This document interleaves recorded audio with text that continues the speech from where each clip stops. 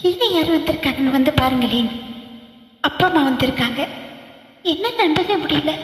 இப்படி திடீர்னு மரியாதைக்கு ஒரு தடவை வந்து வாங்கன்னு கூப்பிடுங்களேன். அதான் வந்துட்டாங்கல்ல, அப்புறம் என்ன வாங்கன்னு கூப்பிடுறது?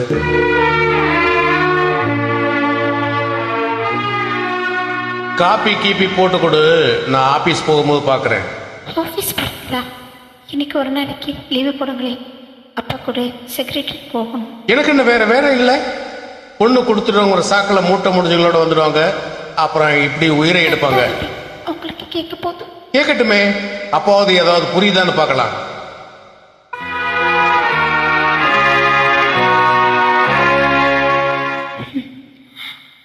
அவர் குளிச்சுட்டு இருக்காரு.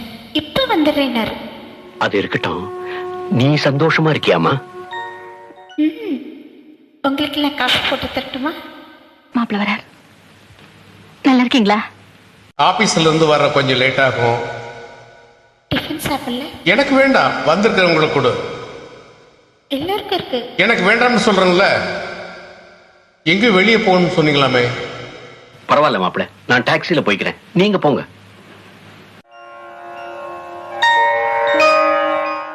அம்மா, அவருக்கு காலையில எழுந்ததுலேருந்து தலைவலி. அதனால தான் கொஞ்சம் கோவமா இருந்தாரு. இல்லாட்டி என்கிட்ட ரொம்ப அன்பா இருப்பாரு. உங்களுக்குள்ள என்ன வேறுபாடு இருக்குன்னு எனக்கு தெரியல. ஆனா எதுவா இருந்தாலும் நீ கொஞ்சம் விட்டு கொடுத்து போமா. அப்பா வராரு, கண்ணை தொடச்சுக்குமா. ஜானகி, போன வேலை முடிஞ்சதுங்களா? முடிஞ்சது. இந்தா, என்ன இது? இது ட்ரெயின் டிக்கெட். சாயங்காலத்துக்கே கிடைச்சது, ரிசர்வ் பண்ணிட்டு வந்துட்டேன். சாயங்காலத்துக்கே வா.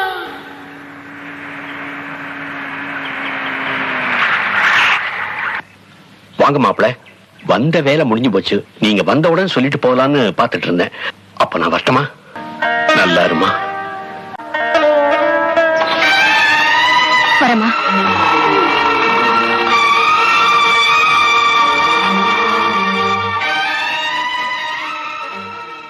நில்லுங்க.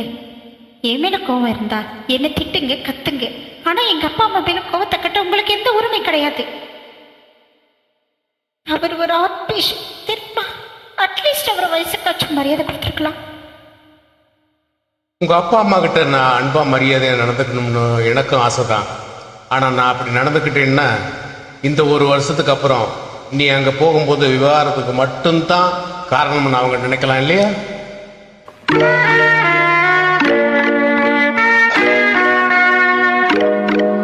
இப்போ அவங்களுக்கு என் மேல ஒரு பெரிய அபிப்பிராயமே கிடையாது. நீ விரும்பி போகும்போது இந்த மாதிரி ஒரு மாப்பிள்ளையோடு வாழ்றதை விட நீ இங்கேயே தனியா வாழணும்னு ஒரு சந்தோஷத்துக்கு வரவேற்பாங்க.